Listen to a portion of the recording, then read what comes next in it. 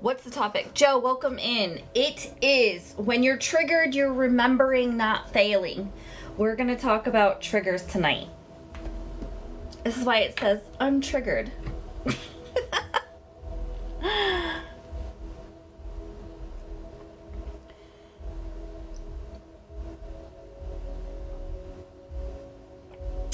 I'm not having anybody in the box tonight, but you're more than welcome to hang out. Matt's in the house. Welcome in, Matt. Hello, hello. She's a rescue dog. She's triggered.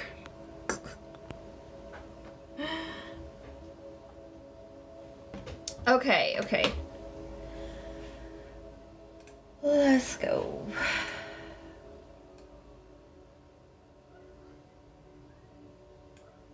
Do you, Madeline? That's funny.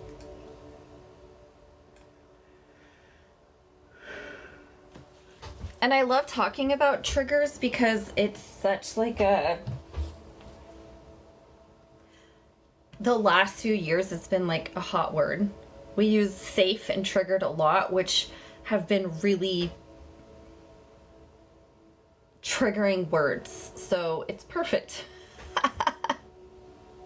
Wait, daycare? Oh, is it morning there, Matt? Madeline, I get triggered when Art Wednesdays turn into emotional thermal Wednesdays. Oh shit, it's tomorrow there, huh, Matt? Oh, that's so weird. Matt's living in the future. Really, Ryan? I love that. That are brought to the surface of things that develop character. Joe, I love triggers, and triggers are not a bad thing. I think they get such a bad rap, which is why we're diving into them today. Matt is down under.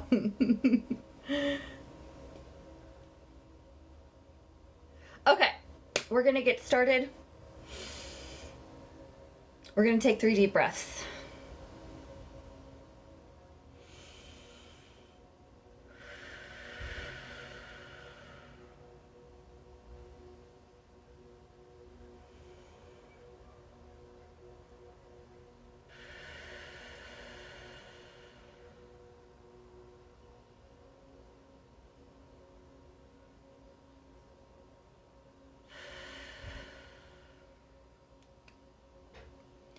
Welcome to Mental Monday. I almost said Wednesday. I am Coach Amber. I am a connection coach, and what the fuck does that mean? That means I help people learn how to connect to themselves and others, especially after trauma. I help them do that through emotionally focused therapy coaching and somatics and holistic nutrition and a bunch of other awesome tools. Okay, so is it glitching? I'm sorry. I don't know. I'm on the right internet.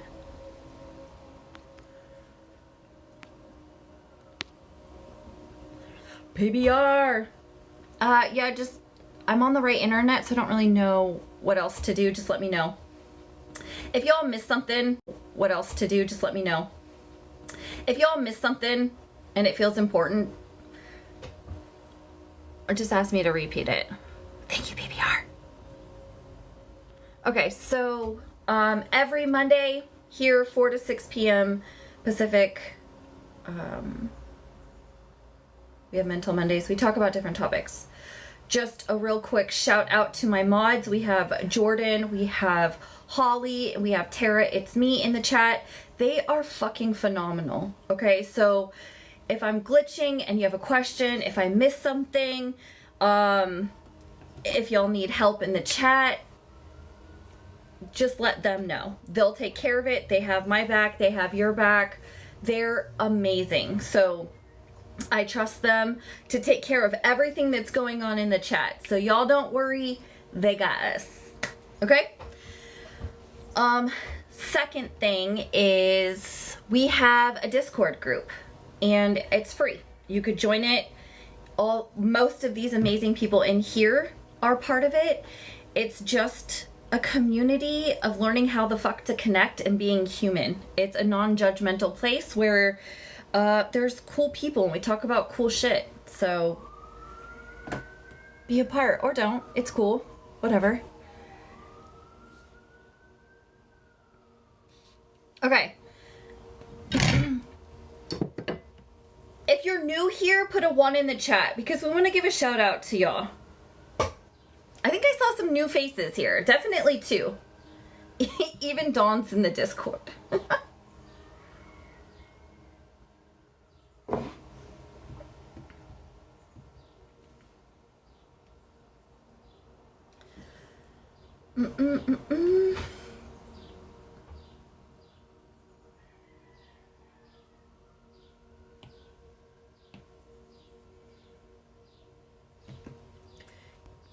Yes, I think just, G, you've been here before. I've seen you, but pretty new, yeah. And I think Joe is here. Joe, I could be wrong, but, I think you're new as well. But welcome in. Before we hop in, just letting the newbies know that I have a free 30-minute breakthrough call. My goal is to create 500 breakthroughs this year for people like you, because we want 2025 to be your year. And I want to help you get to wherever the fuck you want to go. So take advantage of that. It's, again, a free 30-minute call with me, and we help work through some shit. So that link is in my link tree. Okay, so tonight we're talking about being triggered. And we often talk about trigger in such a negative way. And Parascooter! It is, yeah, definitely. Definitely. Being triggered doesn't mean you're unstable, although it can fucking feel like it. Me too, Paris! Paris has her breakthrough call tomorrow. It means your body is doing what it learned to do to keep safe. Okay, so when you get triggered, it's not even about that moment. It's not even about whatever the fuck happened then. Okay, right in that moment. It's something that happened in the past, and it just is your body remembering. Right, welcome to the club, Jay. This is the home of the hyper-independent group. We're learning how to undo that. Okay, so tonight we're not fixing, we're getting curious. We're not fixing, we're getting curious. What I have been seeing, a huge pattern in all the spaces in my own life, people that I talk to, all the fuck over TikTok, coaches everywhere are teaching people how to avoid triggers versus how to understand them and work through them. Okay? A trigger is not a bad thing. A trigger is an alarm system from your body saying, hey, I don't feel safe right now. So it's time to get curious, not shut down. Now, that's easy to say, to get curious and not shut down. That's a process. Yes, a trigger is an awareness, it's a shift, something is happening. Okay, so the science behind it is, we're gonna talk about the amygdala, which is the threat detector, okay, which fires instantly. Emotional pain equals danger. It can't tell the past from the present, okay? And when we're talking about this, so the amygdala, aka your alarm system, this is the part of your brain that constantly is on lookout for danger, okay? Especially emotional danger. It's like a smoke alarm, loud, fast, and not always accurate.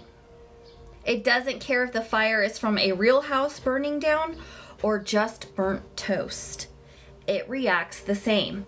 This is why you see this trend all over TikTok. I don't know the difference between, what are some of the things? Like, I don't know the difference between being held at Pew Point and, my kids talking to me all at once.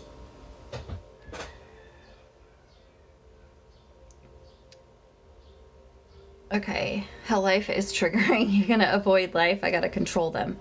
But it's not about control either. Yeah, accept, take care of them, not control them. Yes, people in the chat, let's go. One of the big things is, okay, control. I love that you said that, G, because most of us here love control because it's how the fuck we've kept safe in the past. Or perceived to keep safe, okay? So I love that you said that because it's a huge awareness to bring up, is that we try to control them. We try to manage them. If you look at a lot of the things that we do, a lot of the things, the spaces we go, I want to say this very clear. Keeping yourself safe and avoiding triggers are two different things, okay? And I'm not gonna talk a lot about this today because we've talked about this in the past. If you have questions about it, message me, because it is essential to understand the difference between safety and uncomfortable, okay? So being triggered is different than being unsafe, okay? I want to make that super clear. So in the container of what we're talking about tonight, we're talking about being uncomfortable.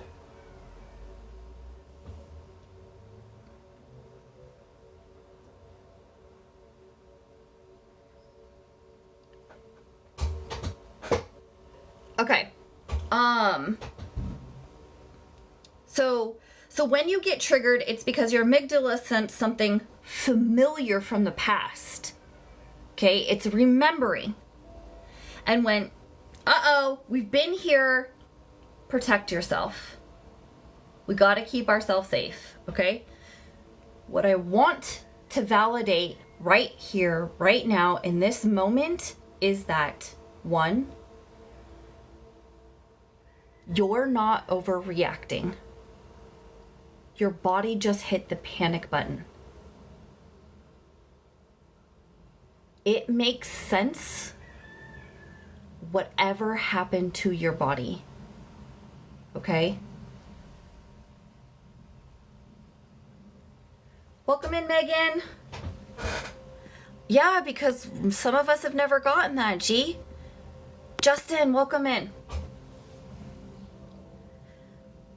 You're not too much for getting triggered. Okay? You are not too much for getting triggered. That's not the real issue. Okay? I just want to validate that tonight because there's a lot that goes into this, but what happens to you for a reason. And so we want to get curious, and we want to understand and allow and validate what is happening to us. Yes, 100%, Matt. Triggers are a normal human experience. Oftentimes, I think we forget we're fucking human. I think a lot of creators, and I think a lot of spiritual people and therapists and counselors and doctors forget that we're fucking human also. Triggers do not just, they can, yes, stem from trauma. But it's just our alarm system.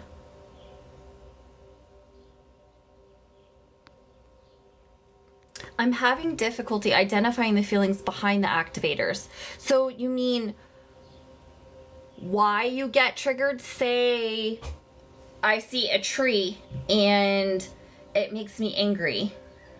You want to know why the tree makes me angry? Is that what you're saying? You're trying to understand the feeling behind the anger? Thank you, Matt. I have never in my whole life felt safe. I can't imagine how feeling that would be. Welcome to a space where you can test and tiptoe into vulnerability to feel safe. Gee, that's what we fucking do here, because you know what? You're surrounded by people that have never experienced safety either. And we're learning how to create that. That's why I love this space. That's why I created this, is because I had never understood what the fuck safety meant either. And especially if you experience trauma from a very, very young age,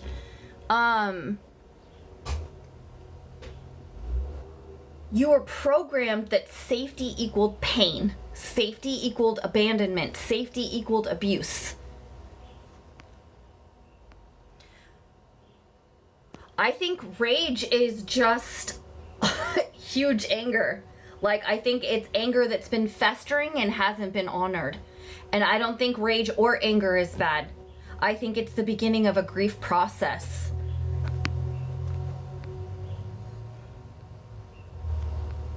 What is safety? Legit question. Beautiful question. To me, how I identify and the way that I see safety, there is mentally, physically, emotionally, spiritually, safety. For me, that means being seen, heard, and valued and validated. Those equal safe to me. If I'm seen, heard, valued, and validated, to me, that equals safety. And that means when I'm saying I'm seen and heard, that means I'm not judged every time I open my mouth, right? Okay, let's see. I'm definitely one that hasn't either, but I definitely practice vulnerability. And here's the huge thing. Also, where are we practicing vulnerability? If we're practicing vulnerability in spaces that are not safe, with people who are not safe, we are going to get hurt. And it is going to be painful. So that's another part of the puzzle piece, is having safe people to be vulnerable with. Does anger stem from fear?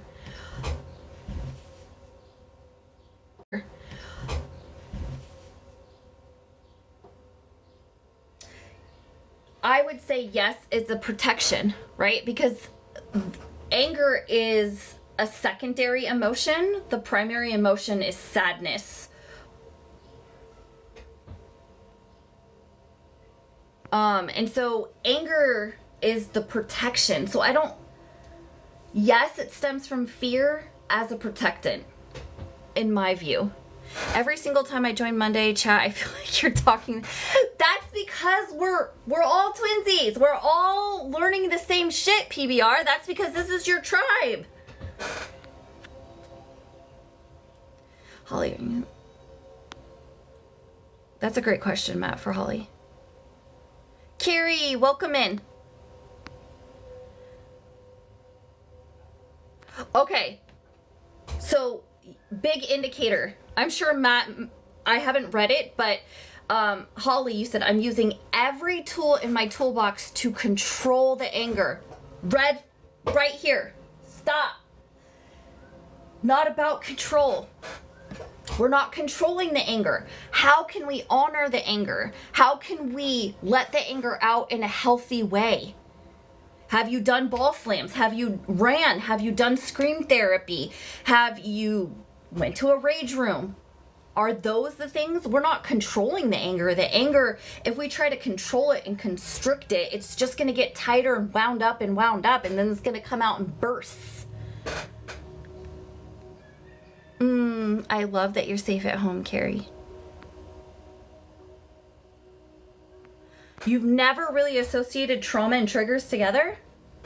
A lot of people have never used them separately.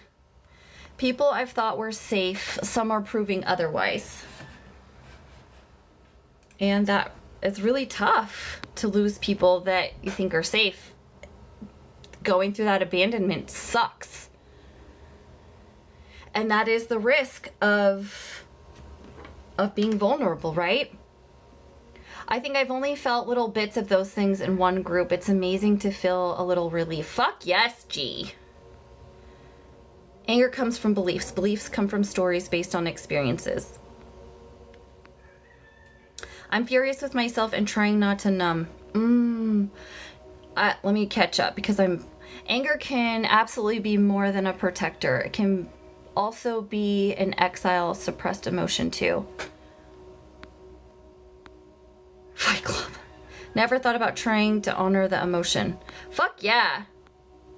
I love that. I can't release it constructively at the moment. So I like to look at anger as like, if you have like a soda bottle and you shake the shit out of it, right? What's gonna happen?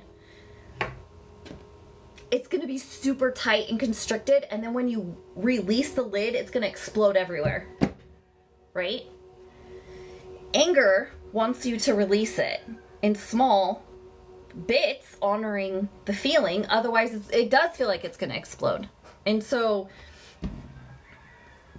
let's think, is there something that you can do? Can you scream it into your pillow?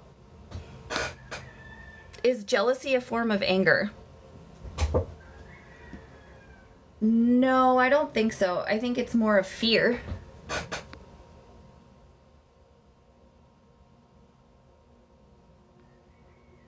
Yes, I agree with that, Matt.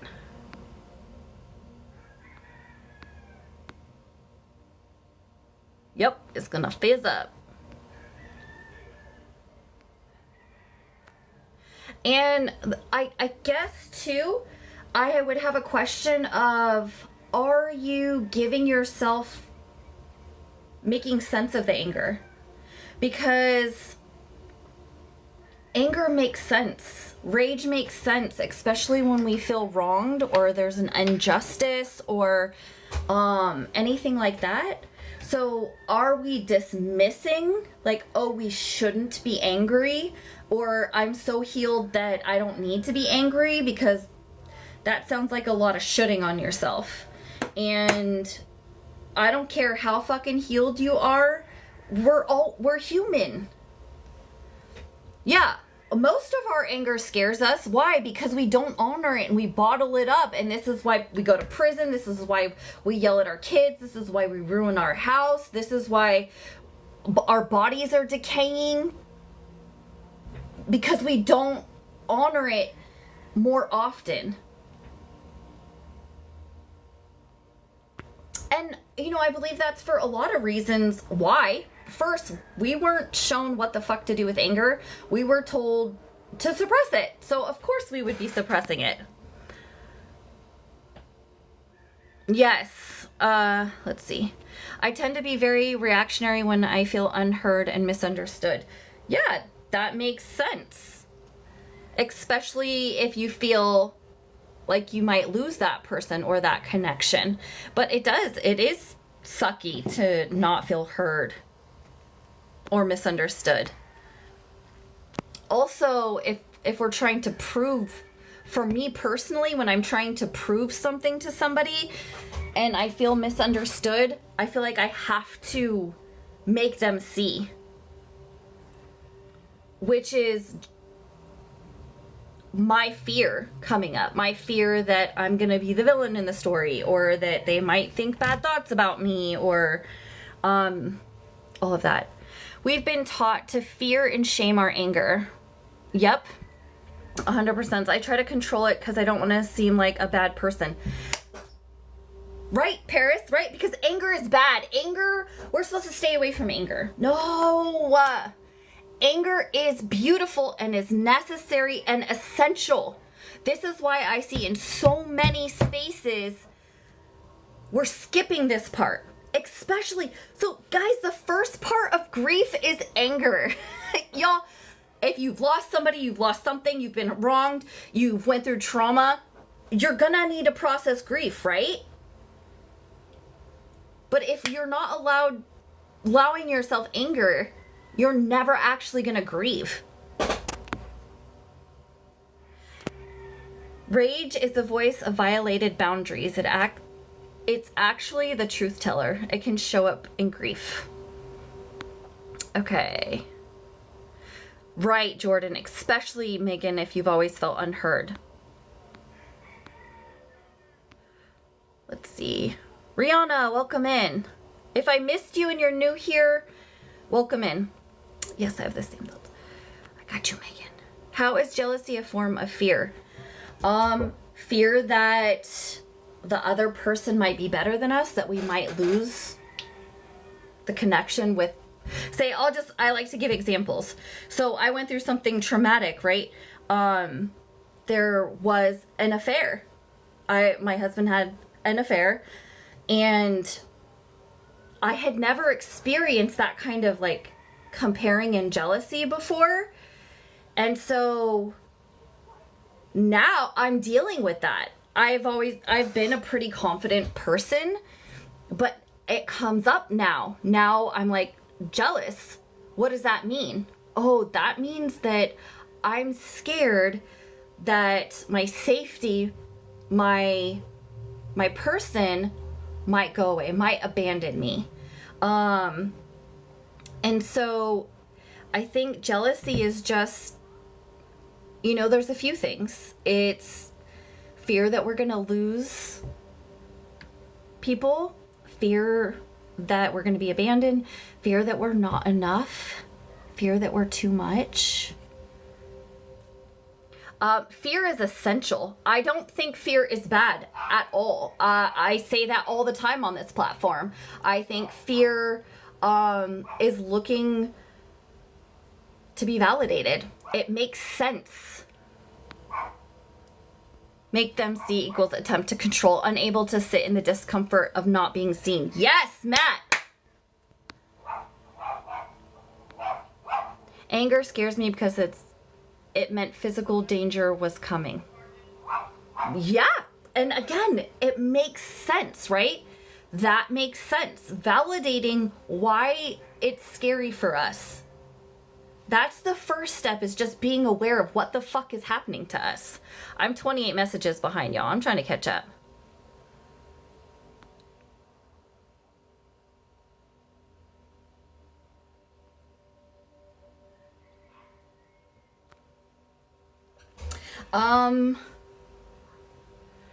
Right, in the moment, Holly, it feels like it would be easier to just give up, right? But I have to remind myself I can't do that. But the thing is, you get the choice and you get to choose, right? And it is just as much work or more work if we think about how much we had to fight on the other side. Sitting in the uncomfortability and sitting in our emotions is shitty, but so is the other side. It's so much work on the other side also, to hold everything in, to keep it all in, that's so much work too. Jealousy is usually the fear of abandonment. I'm not good enough, insecure. Yes. I taught myself you can skip the anger phase if you just say whatever injustice was my own fault. Right, and we talked about that, overcompensating, and this, thank you, because that brings me back to triggers. So I'm gonna y'all are doing a fucking awesome job in the chat. If something goes missed and you have a question for me, let me know, because it's already 4:30 and I have barely even touched what the fuck we're talking about, because you guys are amazing. But avoiding the triggers so that we don't have to feel it, right? So a lot of us, one is we go into people pleasing. Why? Because we want to avoid triggering the other person and making them disappointed, and the fear that they might leave. Oh, if I had to just boil everything down to a simple thing, all of what we do is for connection. Fear of abandonment is where our fear comes from. Fear of being alone. because we're created for connection.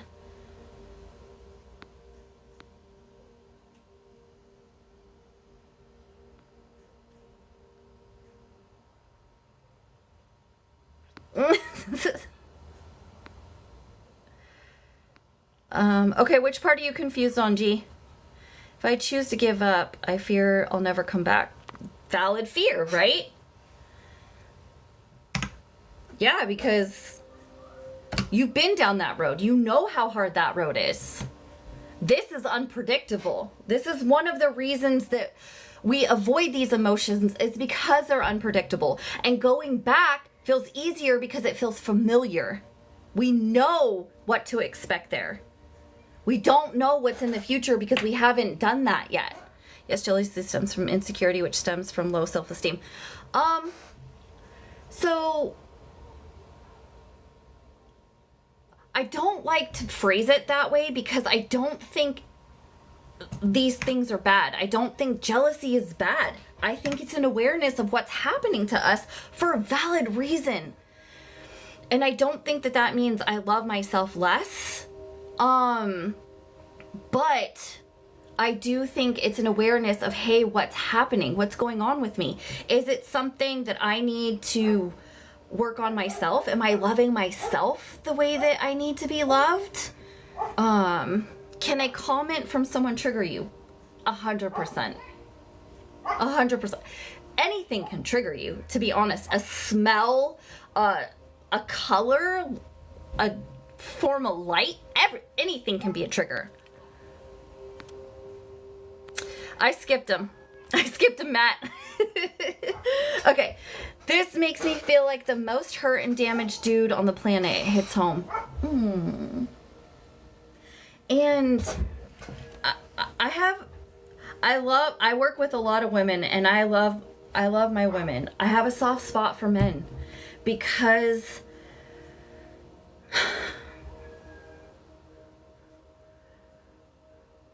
I feel like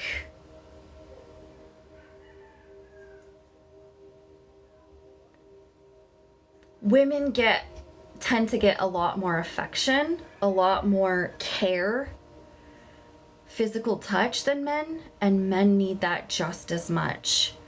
And men are emotional, and they do need so much. And that's not bad, it's beautiful. And the world just doesn't operate that way. It is now, we're working on it. Okay, so we only got to the amygdala, y'all. So the amygdala is your inner alarm system. The hippocampus, okay, is your time traveler. The hippocampus is the part that helps you remember when something happened. It tells your brain, that was back then, this is now. But when you're triggered and stress floods your system, the part of your brain that gets fuzzy. Okay? It gets fuzzy. So even when someone today, when something happens today, said something small, Megan, you were just asking about this, it might hit like a big betrayal from your past because your brain can't tell the difference in the moment. Okay? This is why some people are like, wow, you overreacted. You didn't overreact. Your body just remembered something that happened and your body went straight back there. Like it happened, like it is happening currently. Okay, so the prefrontal cortex is your wise, clear-headed self. Yes, you perfectly reacted because it makes sense. Your body went back to something that happened to you. And this is the part of understanding your triggers, okay? And I love triggers. They're like little magic moments and opportunities to build deeper connection and for magic to happen. Because guess what? If we never get triggered, if we never get disconnected, then we don't get to reconnect. Okay, so the prefrontal cortex, your wise, clear-headed self. This is your rational, grounded voice. It's the part of you that can say, let's slow down. Let's look at the big picture. What's going on? But when your nervous system is flooded, this part basically just logs off. It's all off. It's like trying to open a Calm app on your phone when it's at 1% battery. It just is not going to work, right? It's trying to, but it's just not registering. It's not working. That's why when you're triggered, you might snap, shut down, over-explain, or do something you later regret. You're not being dramatic. You're not being too much. You've just temporarily lost access to your calm, wise self. Which makes sense based on the shit that you have been through. Okay? First, I want to say that over and over and over tonight. Your triggers make sense. Your triggers make sense. What happens to your body makes sense. It's so valid based on what you've experienced. Before we move on to trying to logic our way out of it, it's so important to validate it. Okay? It makes sense. And it's there for a reason. Lauren, welcome in. Do activators ever go away? I believe that they can lessen, and some cannot have the same effect on you, depending on how much safety is created around it. Okay? So to me, a trigger, an activator, however you want to say it, is like, say I cut myself here, and it's like a really deep wound, right? Over time, skin will heal over that. Now, if I get cut there or scratch that part, it's exposed again.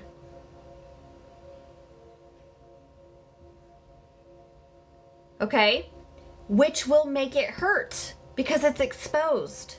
So a trigger is like that wound getting reopened. Okay? I do believe that you can have new emotional experiences around something painful.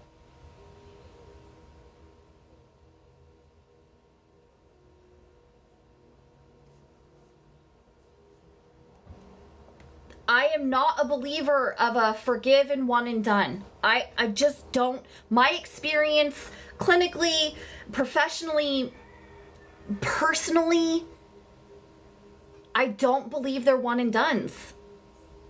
I don't believe that that's how we were created as humans. Yes, neuroplasticity is your best friend. See, now that gets me on the topic of like nutrition and how supporting your neuroplasticity in order for it to be pliable. If your body is rigid, right? If your mind is rigid, that means the acidity in your body is probably off. It's more acidic than it is alkaline. I could nerd out on that all day. Okay.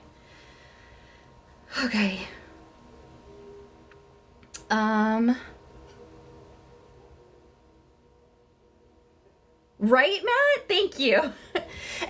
And because, in fact, that wouldn't be smart of our bodies.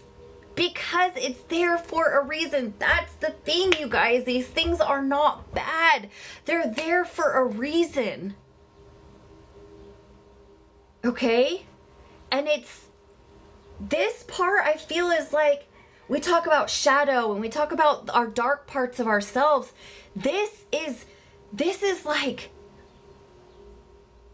seeing the dark parts of you and learning to dance with them and hug them.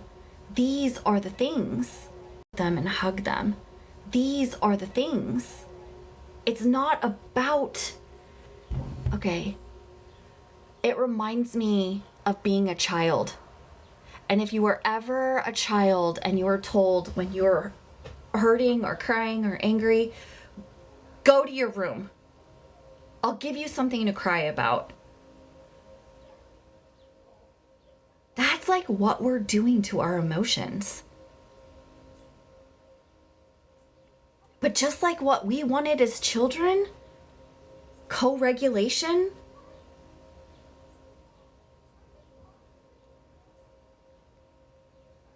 somebody being there for us, that's what our emotions still fucking want. The neurons have fired and wired, yep. But they don't have to dominate the reactions or responses. And that's, I feel like that's why having that new corrective emotional experience around something, around the thing, the core thing, the root thing, is what helps release and change that pattern over time. It just says this area is not safe. Yes, Lauren, the crafty bitch is embraced and still invited me to sit with. Yeah, we're always welcome and able to be resourced, but don't have to be automatic. Yes. And you guys, I'm not talking about that this is easy. I'm not saying, oh, you know, a trigger is great, so celebrate when you have a trigger. That's not gonna fucking happen. Right? There's a process, and we've talked about this, of the baby steps of just being aware. Okay.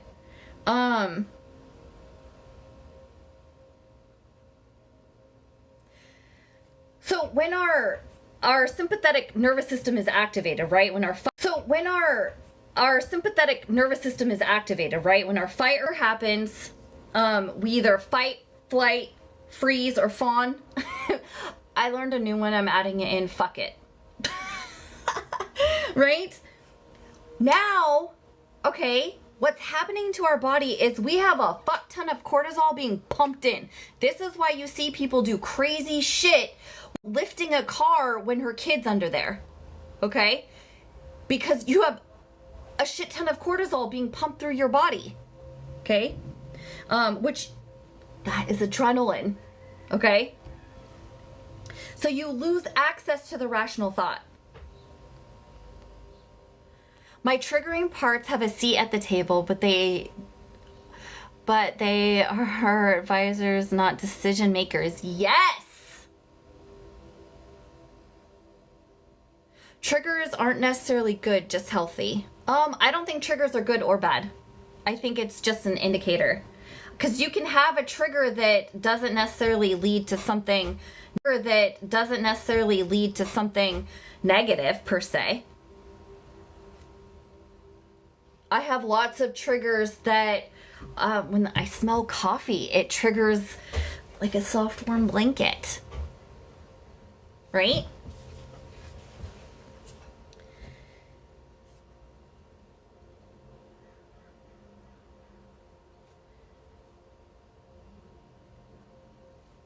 So, the polyvagal theory.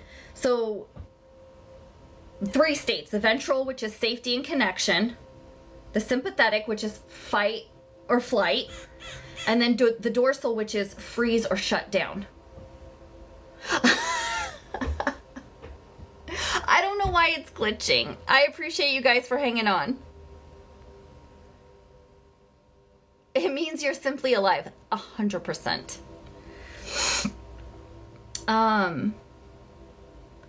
And so basically, like what Matt was talking about is the neuroplasticity, right? So you have these neural pathways. Basically, it's the way that your brain and body decided to keep you safe, however that looked for you. Okay, so I don't know how to help you guys with the glitches. I'm sorry. I'm on my right internet. I don't know. It's about triggers. So it's awareness, right?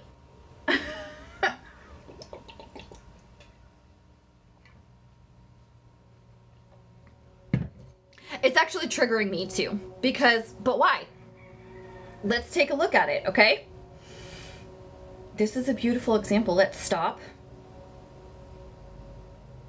We're going to take 3 deep breaths.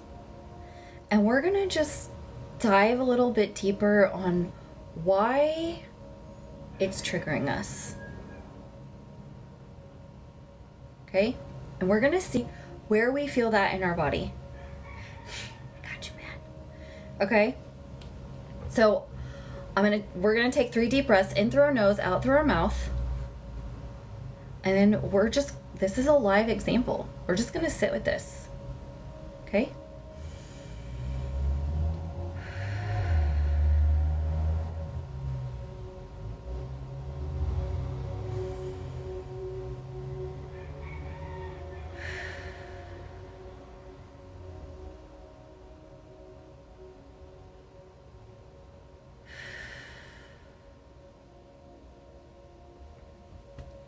Okay, so for me, what came up is fear. It's triggering me because fear came up that you guys might miss something, that maybe people won't stay to hear what I'm talking about. Maybe I will be perceived differently because it's glitching. And so I forgot about all the animals in the background. And I felt it in my stomach. Like this anxious, nervous frustration. Control. I want to control the situation. I don't have control over TikTok. So it's out of my control. Right? And even a little bit, I'm shaking. Because while consciously I'm trying to be present, subconsciously I'm worried about how people are being able to be present in the live because it keeps glitching. Stomach, because I want to hear every word of this desperately. So I'm Googling neuroplasticity. Yes. Heather, welcome in. Paris.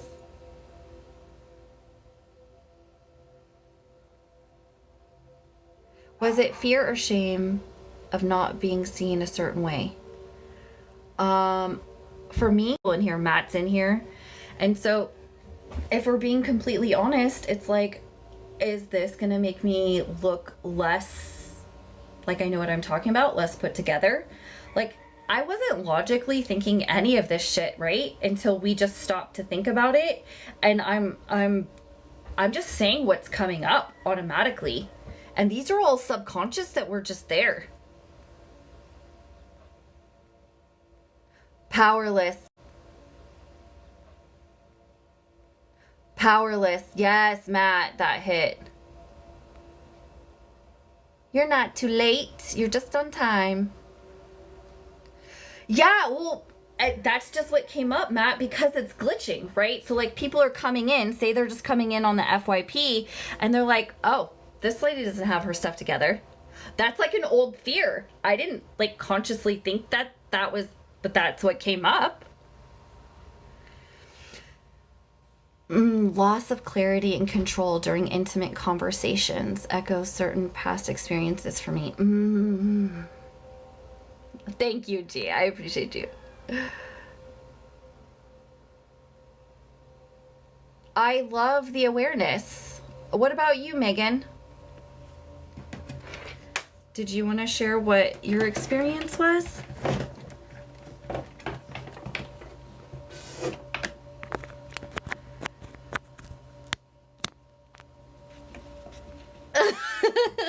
Thanks, I'm not alone.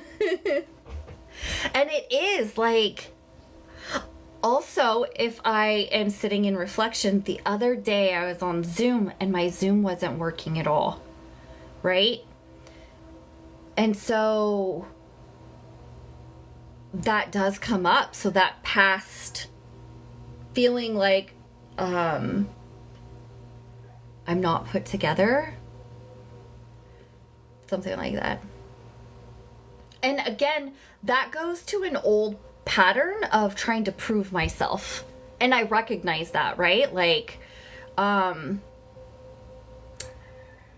frustration, fear of missing out. That makes so much sense, Megan. That fear of missing out, right? Yeah. That's real and so valid. But I also, like you, Amber, would not have pinpointed that without the intentional... Yeah. Thank you, Megan, for that, because for bringing that up and, like, communicating what you were feeling. We can talk about this shit. I can print this out. I can study this all fucking day.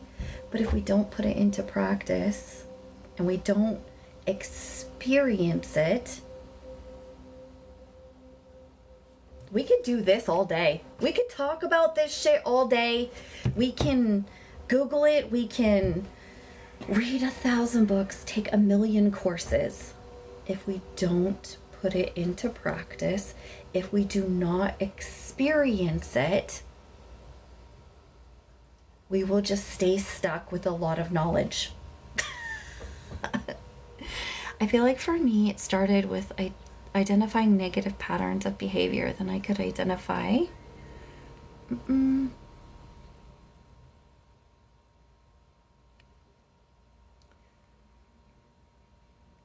we can't control others disappointed. Right. That can feel yucky, eh? Yes. Right? And that is part of this. All the shit that we talk about is that the safety.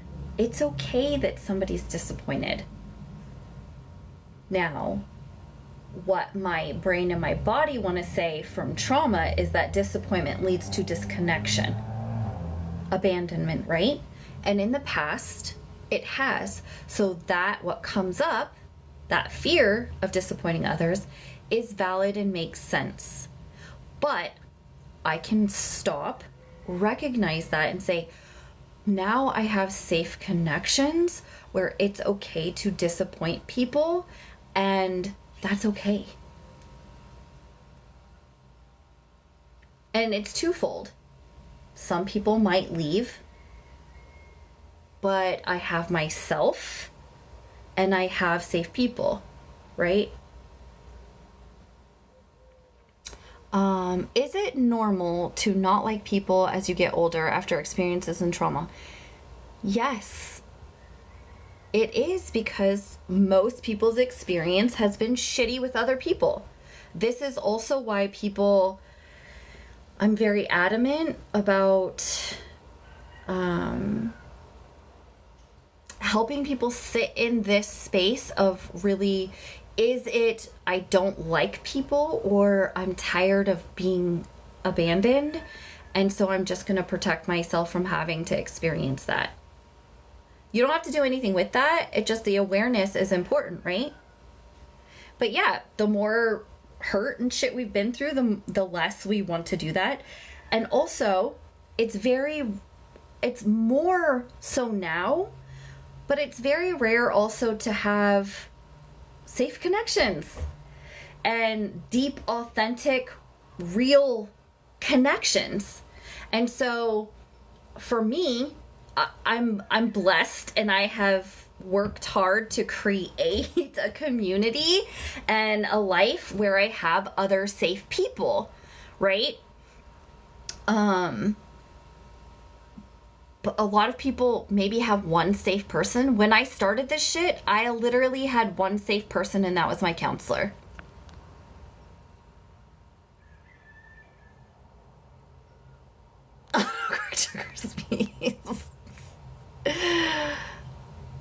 Yes, those one or two things that could heal me, when it's literally 10,000 things. No magic pill. But you would be incredibly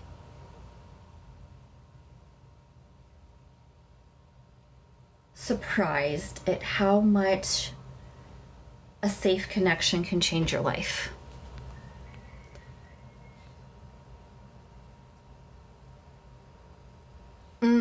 Yeah, extreme reactions. I was usually able to identify a trigger. Yes. Okay, if I missed something, let me know, y'all, because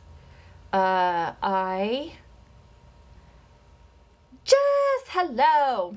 I had to skip. There was 40 messages.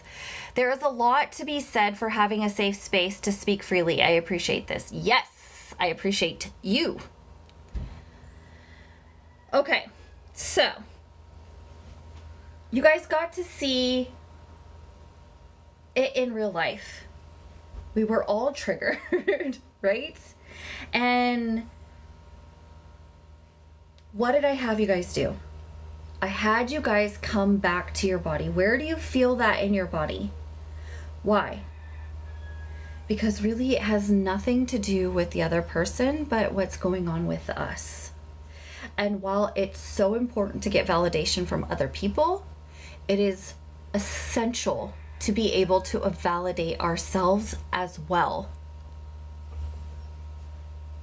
Okay? And so checking in with your body when you have experienced trauma, and I'll say this, what I have experienced is when you have experienced sexual trauma, especially, there is an extreme disconnect from your body, right? Because you have had to literally leave your body in order to survive, okay?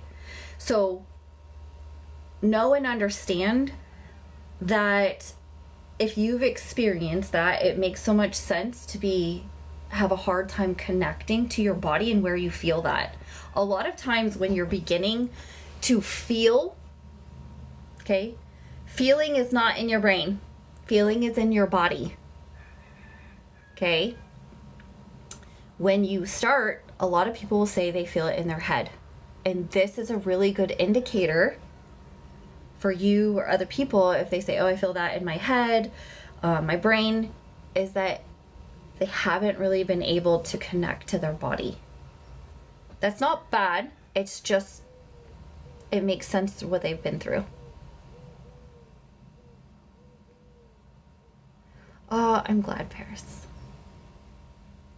Thinking parts. My men love their heads. I know. I was going to say that, Matt, is most men.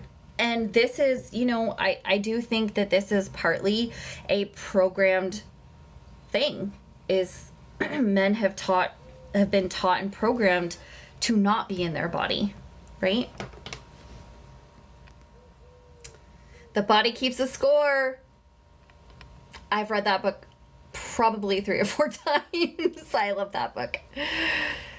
Welcome in, everybody. Okay. Paris. Okay. Does anybody have questions before we continue? I appreciate you guys. Does anybody have questions before we go in?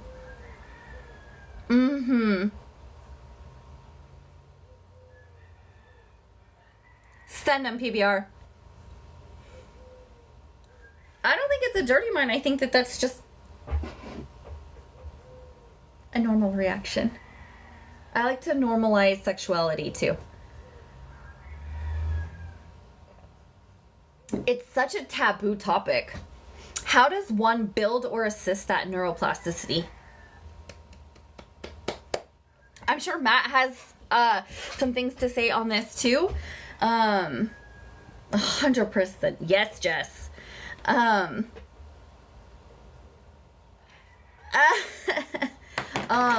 But so it's like a pathway of you've done something happens and this is your reaction, and then so when you repeat that pattern over and over again, right, it creates like a track, okay? And so when you're triggered, you react the same, and then it just makes that pathway deeper and deeper, right? And so it just is automatic at this point in how you react. And so creating new neural pathways, there is some, Ducky, welcome in. there is ways, like a muscle. For me, it's a muscle, right? So when you're building any new muscle, it takes baby steps. So for all my clients, all my people, for me, is about awareness first. Is literally just being aware. Because this pathway is so automatic now, by the time you understand that it happened, it's already happened. Okay?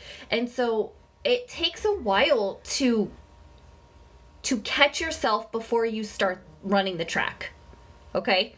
This is not like a simple do this, right? Now, also, I will add that I'm a firm believer, if you don't give your body the essential nutrients it needs, then, and your body is very acidic, there is not room for elasticity, whether that's in your muscles or in the neuroplasticity, okay? And so, there's a lot of things that can help with that, right? There's meditation, making sure that you're getting nutrients in therapeutic range, all of these things. I think that there is not one answer, because we're going to say it, everything is connected. Okay? And so I feel, I truly believe that you can begin to work on it any side of where you are. Meaning you could start working on it in your nutrition, or you could start working on it emotionally, all of that. Low cortisol can thin your hair, and I know high cortisol, like too much cortisol. I would have to look that up. I don't know that offhand. Also, if your cortisol is flipped, it can cause a lot of imbalances. The first thing that comes to my mind, Paris, around the cortisol is actually your hormones and nutrients. Any books specifically geared towards that, like neuroplasticity? So let me ask what the root is of what you're interested in.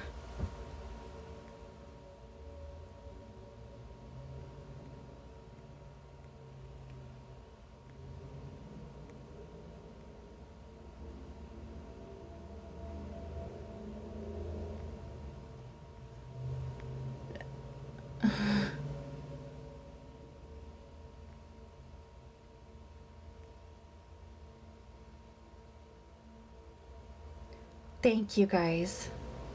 Helping my brain get out of the loop. Okay. So what I kind of want to say to this, and Matt can chime in, Jess can chime in, anybody can chime in. I think it is very, very, very easy to spiral into healing burnout and want to absorb as much information. I just was looking at his courses today, Matt.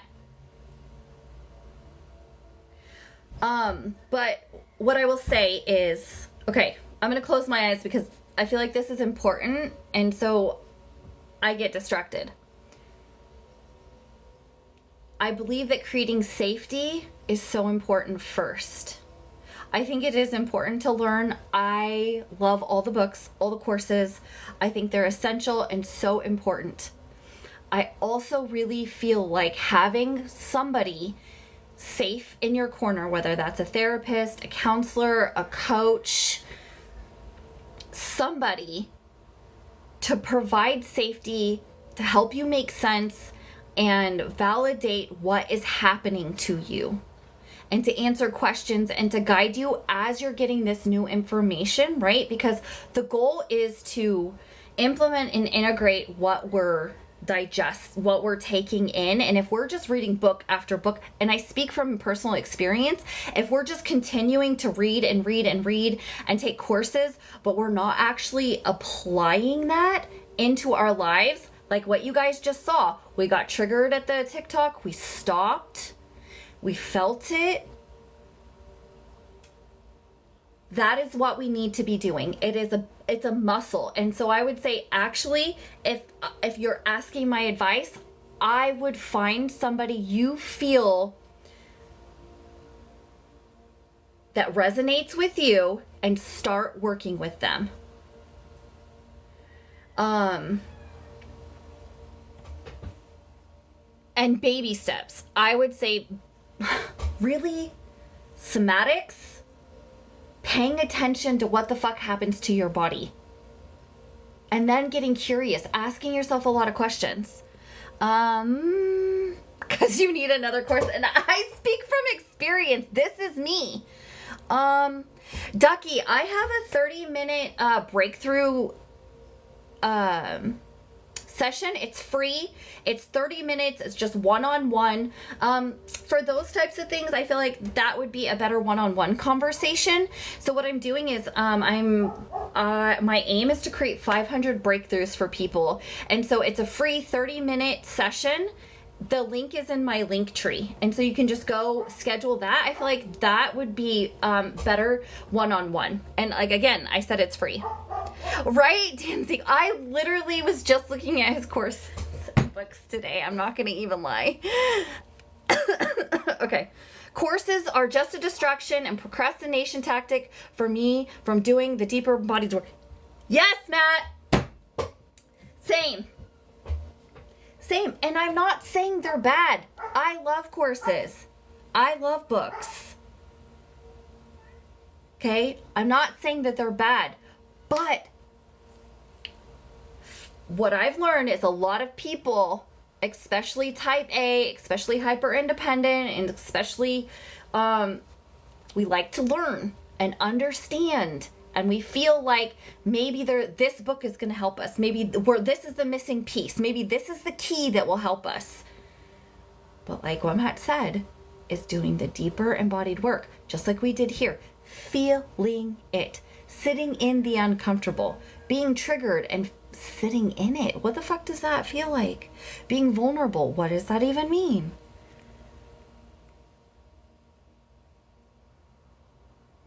Right, BBR? Okay. And the implementation seems so easy, but the reality is it's simple and not easy. Yes. And to go with that, something that I've learned, and you guys, Jess is amazing. I'm a coach who has lots of coaches. Okay, I'm a firm believer in coaches, and Jess is my coach. I have, I think, 3 coaches right now. That's how much I believe in coaching. Okay? Coaching, therapy, counseling, whatever you want to call it. I group them together. It's so easy that it's easy to not do it. Because also we are addicted to struggle. We feel like it has to be hard in order to be valuable. Just like we feel like if we're not struggling, we're not producing value. No, seriously, a job I had for 9 years, I worked for a man that, oh, wow. Swanky, welcome in.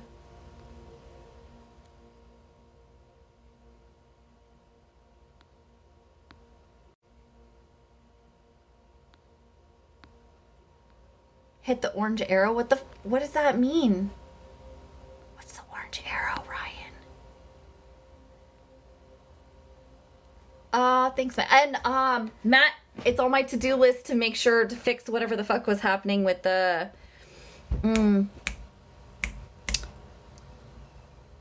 the schedule, so Matt can join us on a Monday night. Can I get a 1 in the chat if you guys want Matt to come up here and share?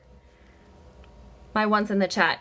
Am I allowed to share books in the Discord via PDF? Fuck yeah. I think we even have a resource area. But simple doesn't mean not effective. Exactly. And in fact, again, that's where like the fucked up programming that we have, like, it's backwards, right? Love equals pain. That's what we're taught. And then struggle is supposed to equal more effective. And it doesn't always.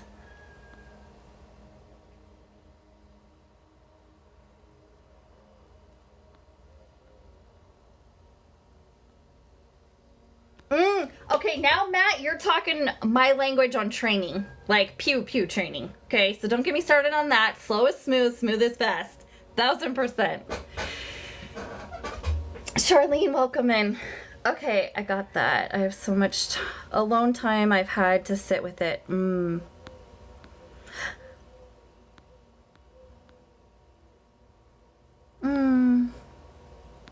Yep, Swanky's here. All right, Matt, everybody wants you to come up. I'm just gonna really check the link.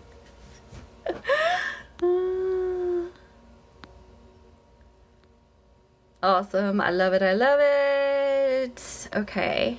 I'm catching up. Thank you, Jess.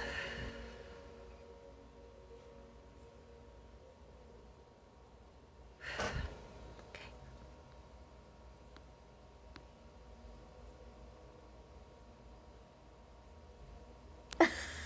Awesome. Oops. Oh, sorry, Faith. Bye, Matt. Thank you. Okay. You're not behind exactly where you need. That's right. Thank you. Okay. We're at 5:12. Awesome questions. Okay. So, if your body still reacts, it's because it believes you are worth protecting. Can we just stop there for a second? What?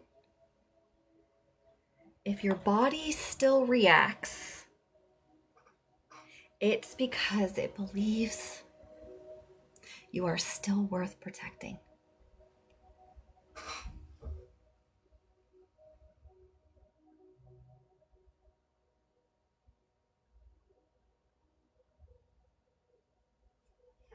Matt, do you go live every night? Right? Your trigger is a younger version of you asking, can we do it differently this time? It's saying, hey, can we have a redo? I'm going to do a whole live on redos. I love redos. Oh, shit. Let me write that down. Monday through Friday. 9. Aussie time? Okay.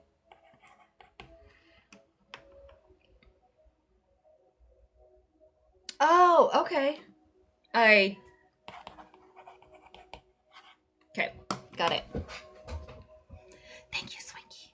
Okay, so curiosity over criticism. Instead of, why am I like this? Aw, thank you, Swinky. Yeah, it is. I believe so. Thank you, Swinky. I appreciate you. Thank you. Easy trigger traces back to a part of me that I thought wasn't enough. Yeah. Every trigger. Yeah. Is it not enough or is it sometimes too much? I'm curious because mine sometimes is too much. Isn't the enemy? It's shame asking to be seen. Yes, I love that. Beautiful. Melanie, welcome in. I'm not gonna lie, Matt, I thought you said like Cadbury eggs. Okay, I was just curious. So curiosity over criticism.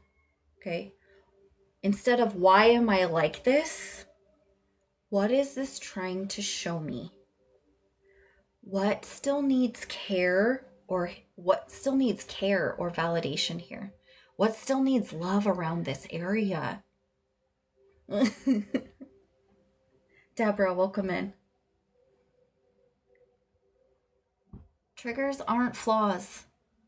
They're flashlights. Triggers aren't flaws. They're flashlights. You don't need to avoid triggers. You just need to validate them. You the tool is to learn how to sit in it and feel the uncomfortable. This is why we've been talking about the difference between safety and comfortable, because so many times we confuse not being safe with being uncomfortable. And flow.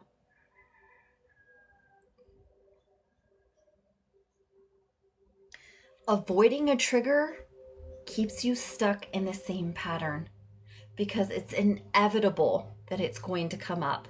Again, you cannot control your triggers. You cannot control all of your triggers. You can damn well attempt to. This will also create a lot of resentment and isolation, and it still won't produce what you're seeking. I want to be very clear in what I'm talking about. I am not talking about removing yourself from an unsafe situation or an unhealthy situation that is causing you to be unhealthy. Okay, that's not what I'm talking about here.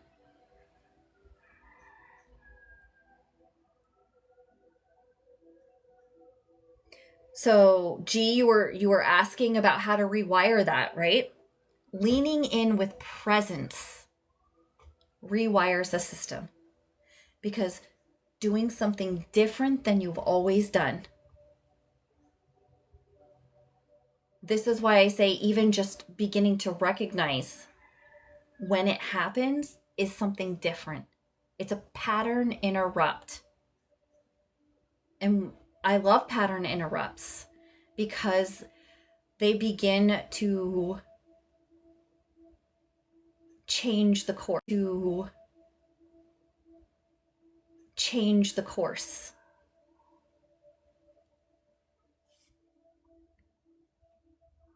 Okay.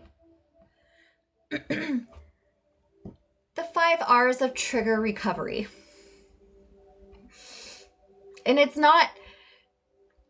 shakes things up. And it's not recovery, it's just a new way of being, okay? Recognize I'm triggered. How old do I feel? How old do I feel? Why do we ask that? I am a firm believer that most triggers come from our past, our childhood. And that's a huge indication of what took place in your life around that age, G.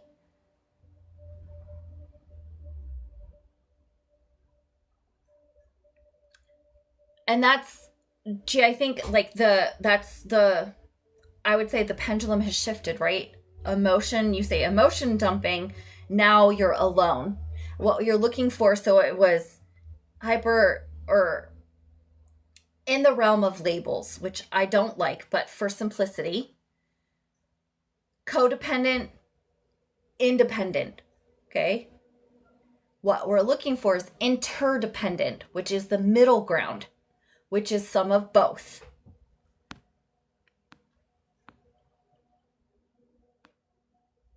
Matt can't stay away. He loves us. Welcome back, Matt. Okay, so recognize I'm triggered. How old am I? How old do I feel?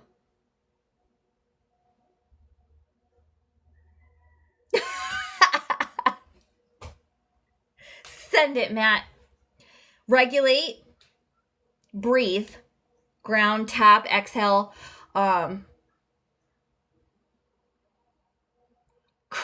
You're right. Thank you for pointing that out, Matt.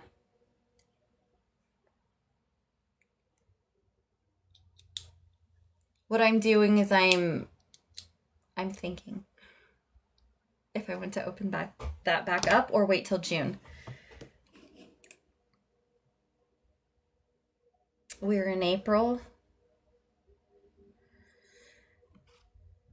Yes, there's nothing available until June. And I'll be talking a little bit more about this at the end before we close. But I will be on sort of a sabbatical.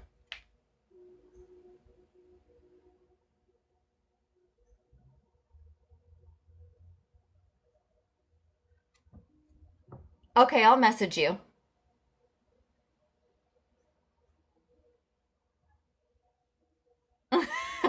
I'll message you. Oh, really? Weren't you able to earlier? Message Matt. Okay. I appreciate you. Is there a difference between irritating things that trigger us per se and ones connected to our MA our what's MA? Like trauma?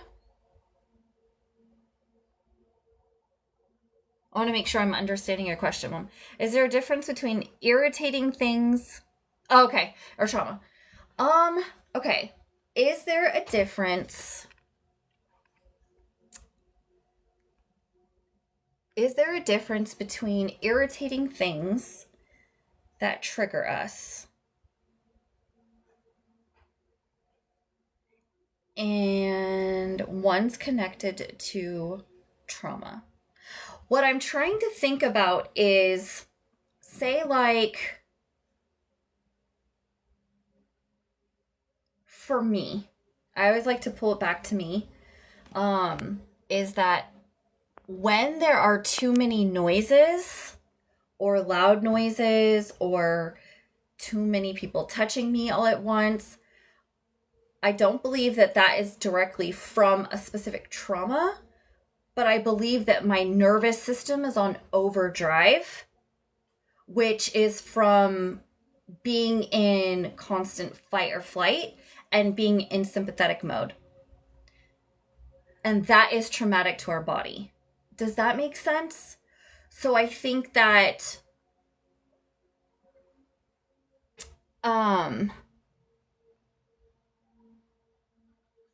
okay.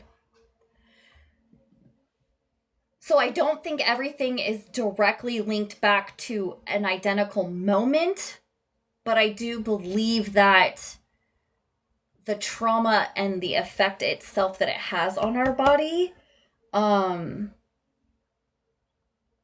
does stem from a lot of that. I'm not saying 100%. Georgia, welcome in. Thank you.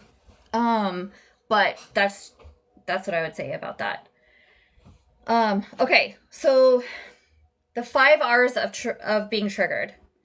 Being aware. Recognize, I'm triggered. How old do I feel? Regulation, which grounding, breathe, ground, tap, exhale. Right? This brings us to the present moment. This is a pattern interrupt. This is why you'll hear people who are like disassociating.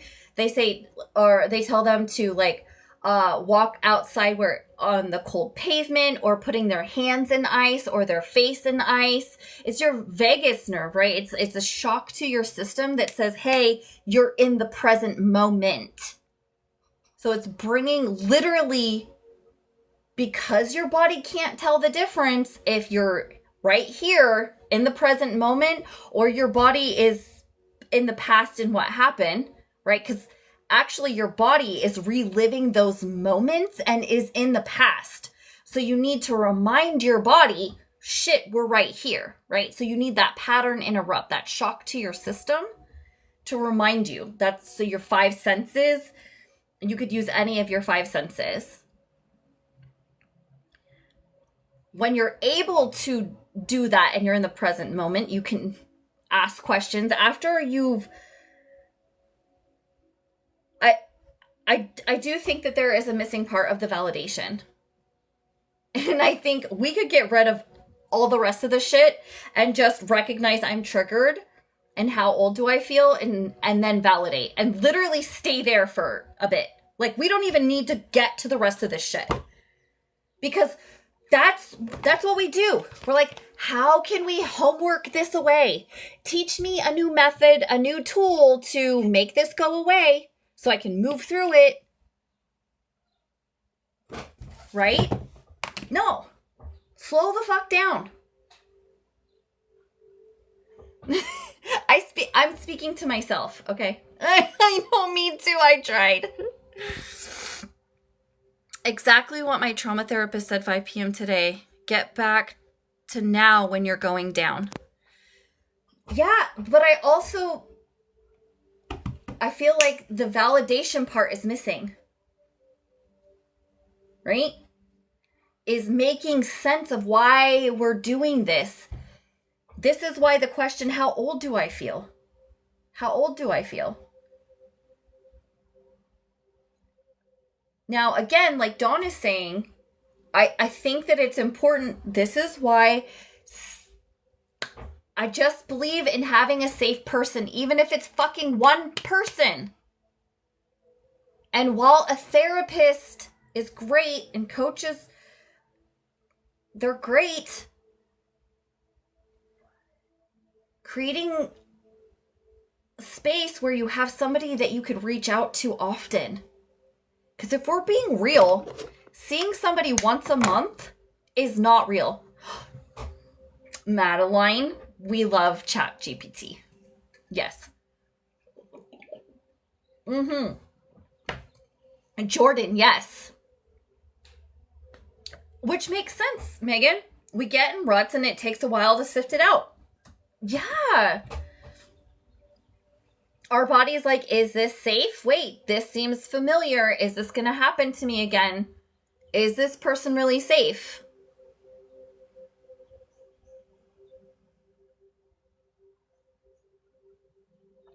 I don't have my person, and I'm afraid this dump on anyone after losing my daughter.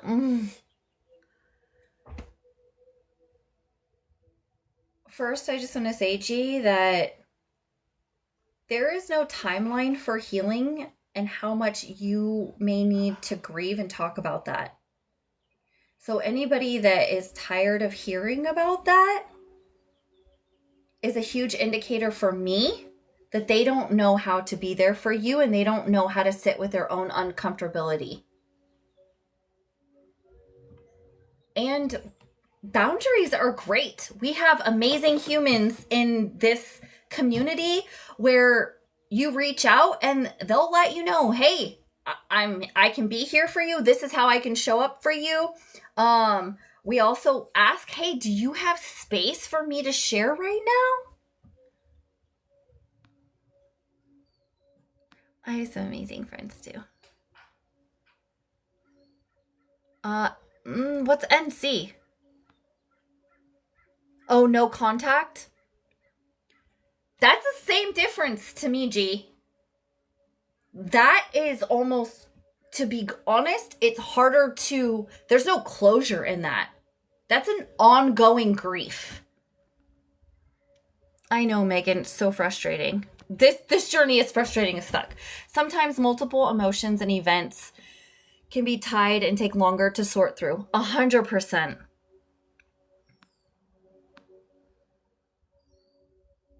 I visualize sitting with it instead of sitting in it. Not sure. Oh, I love that. Okay, so to me, Lauren, what I hear, and I love that, is because when I think about my fear, it's like fear and I are riding, we're taking a drive, right? Fear is essential to come with me on my adventures, but fear has to sit in the back seat. Again, it's not driving. So that's kind of how I see it. Sit with me. Like, we're having a conversation.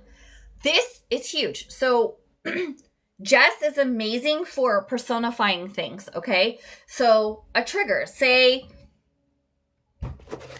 take the technology trigger that we had today, okay? And say, I'm going to make this that trigger, okay? And so I'm going to talk to this trigger. I could give it a name. Does it have a smell? All of that. And then I can say, hey, trigger, what happened? Like, how old are you? Where did you start? When we can like separate it from us per se and sit with it, we can get curious about it. I love that, Lauren.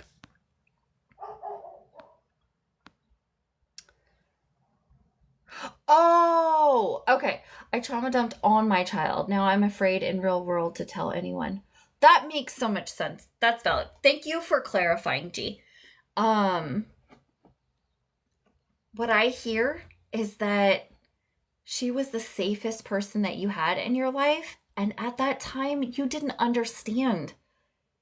And now that you know how that affects her, you don't do that.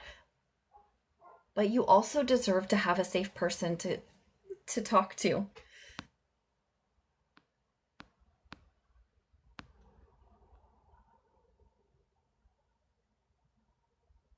Same, Jordan.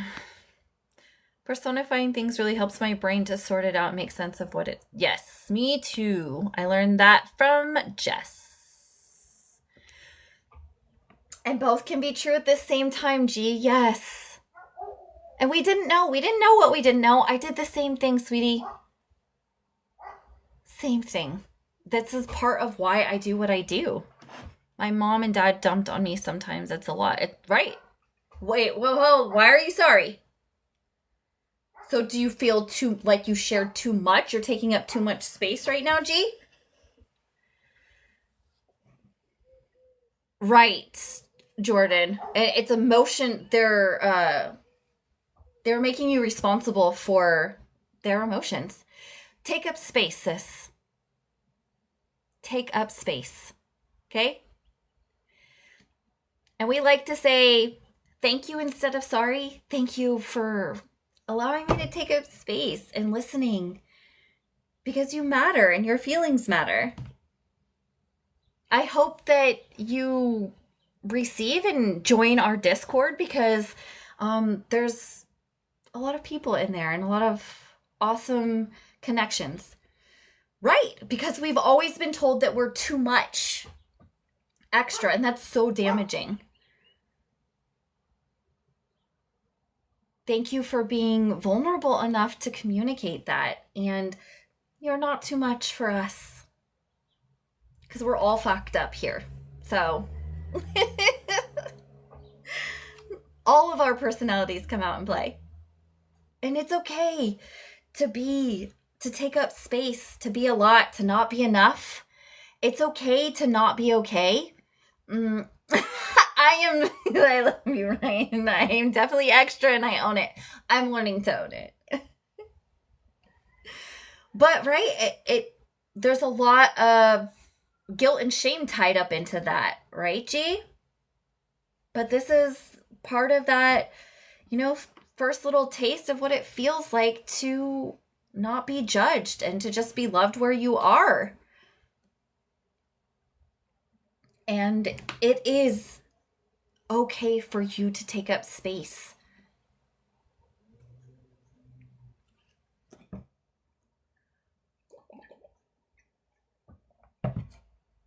Okay. I'm just going to show you guys that I didn't make it up. Dr. Siegel.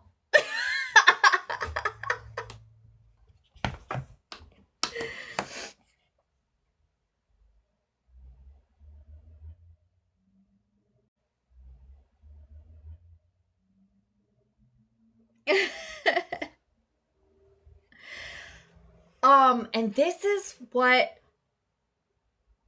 I love that. Awesome. Jordan's had a discovery call. Holly has had, a lot of people in here have had one. So they can attest to how they felt about it. Happily, was that agitated? Robin, welcome in. So there's a few things that I want to remind you. Megan has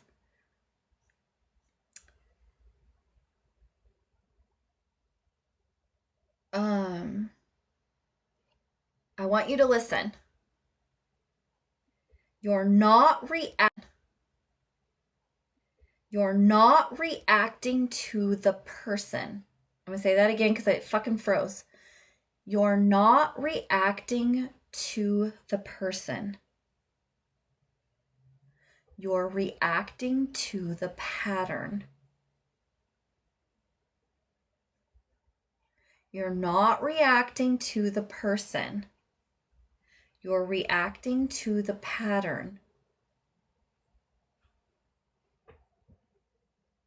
This is why sometimes it does not make sense on why you freak the fuck out and have no idea. You're like, this isn't connected to anything. 100% it is.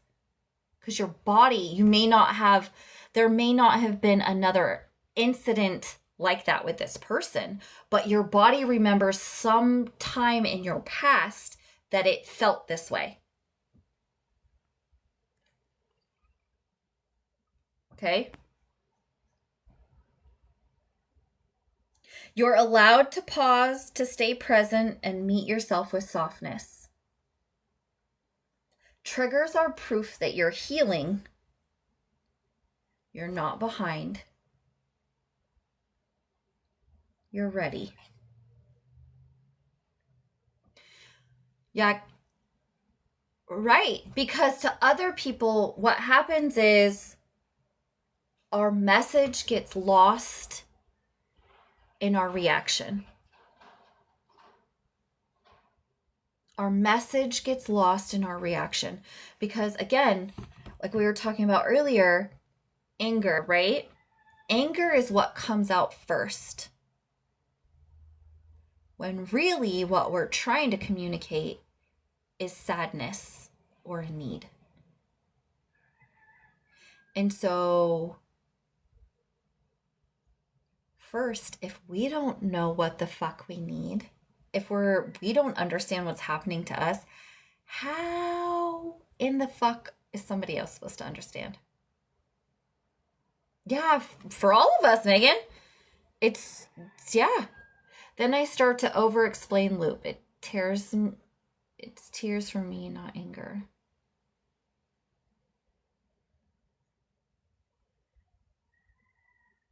Regret. Even regret is misunderstood. The over-explaining, right? Loop is I lashed out, don't leave me. In my opinion, from my experience, it's the the pursuer trying to keep the connection. Don't leave me. I'm grasping at straws. Don't leave me. Say, and this is not 100%, it's just what we're taking on in that moment is if you are pursuing and you have a withdrawer who's withdrawing emotionally, then you become even more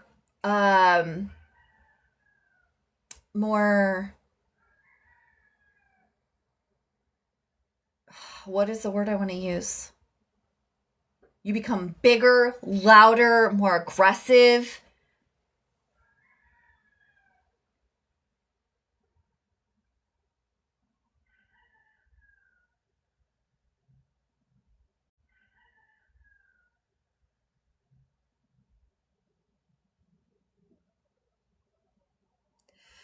I don't think there is such a thing as overly emotional. I think that all of our emotions make sense and they come from somewhere. We just haven't experienced very many people that validate them. And we also don't validate them.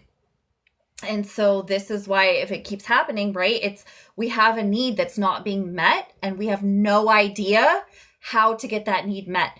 This is why we will start manipulating. We will start being mean, aggressive, controlling, because we're trying to get that need met and we don't know how.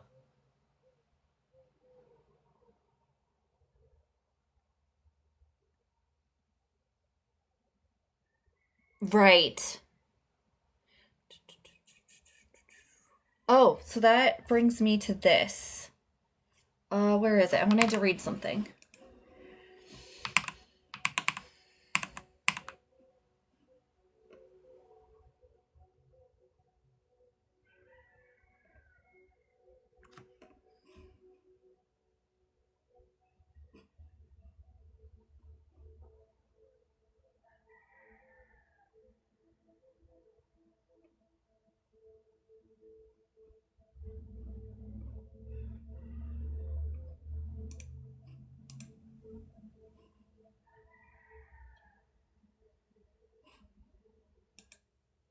Bear with me for a second.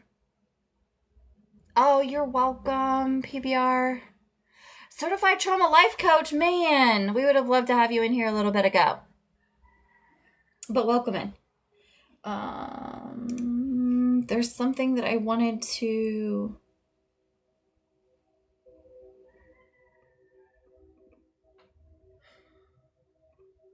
Where the fuck is it?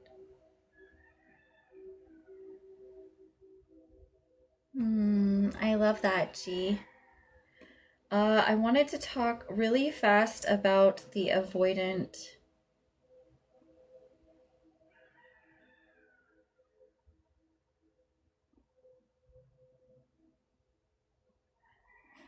Oh, maybe it was not in there. Hold on.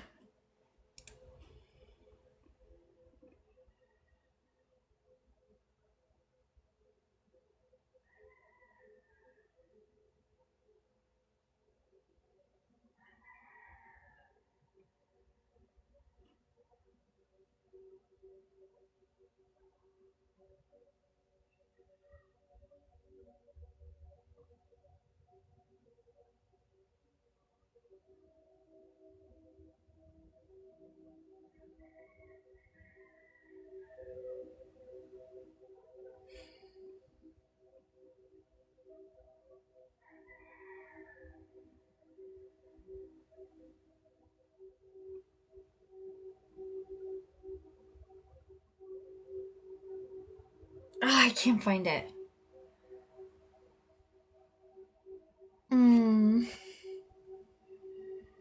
Welcome to the tribe. Okay. If I missed something, you guys just let me know. There was something where I felt like it was really important.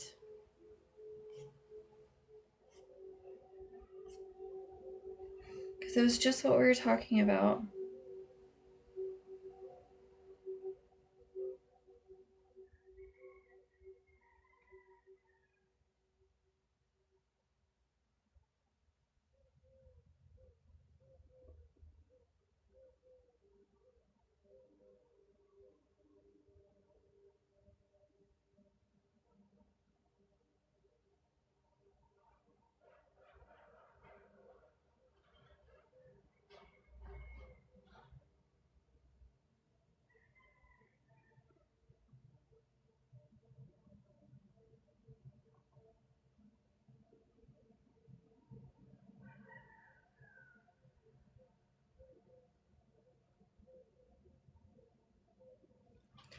Not meant to be. Okay. Must be for another live. I know. It was talking about attachments, and it was talking about avoidant and anxious and how they dance together. But they said it in a way that I hadn't read before, and I wanted to share that. But I guess it's not meant to be. Okay. So, Just G, to answer, I wish I could watch this over and over again. I am in the process of downloading these videos and trying to figure out what I'm going to do with them. So I will have them. I'm not sure if it's put them up on YouTube quite yet. But so you can bug me about it. It'll come to me around midnight. I will. I'll share it in the Discord. Avoidance and anxious attachment styles are rooted by the same wounds. Yes. And the thing about that is also most anxious attachments, and you guys will hear me talk a little bit about this as far as like labeling. I really try to avoid it, but for simplicity and understanding, I feel like it helps because it's not like a one size fits all. And I believe that we go back and forth and definitely, depending on the situation and everything like that.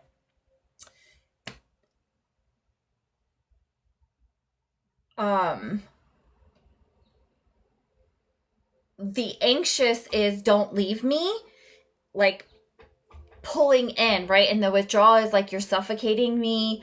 I don't know what to do with this. It's withdrawal is like you're suffocating me. I don't know what to do with this. It's a lot for me. I can't process that. And so what you get is this dynamic of the more that the anxious moves towards in an unsafe way, right? The withdrawer will continue to emotionally withdraw, and so they'll move like this. And this is why both are shut down and don't feel safe. And there's a lot. G, I know that I can help you in this area. I've helped my own experience, a lot of people. This is what I'm so passionate about, is helping people learn how to connect with themselves and others, especially their kiddos. I have she'll be 23 this year, a daughter, a 3-year-old grandson, and then I have a 13-year-old son. He'll be 13 this year. And so not only do I have like clinical experience, I have personal experience in all of this shit. Like you guys heard me, I've been through a lot of trauma myself, especially this last year or 2 years now. And so I speak from experience.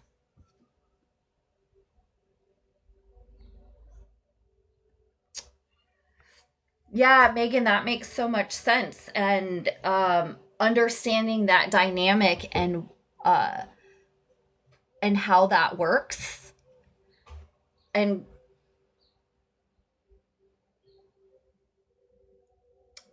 the way to stop the cycle, right? That's the goal, is to stop the cycle. Bye, Ryan. Love you guys. Okay. Thank you. I appreciate you guys. Again, check out the breakthrough session. I appreciate you guys. I appreciate your time. Got to go means got to go. Stop the cycle. Shout out to my mods. Val, welcome in. We're actually closing. We're gonna get done. Jade, thank you for staying, for being vulnerable and sharing. And I look forward to connecting with you some more. Thank you. Shout out to my mods. Thank you, everybody, for being here. I appreciate you. Remember, fuck perfect and connection over perfection. I will see you Wednesday, 4 to 6 for Art Wednesday. Have an amazing fucking day. And thank you guys. Bye.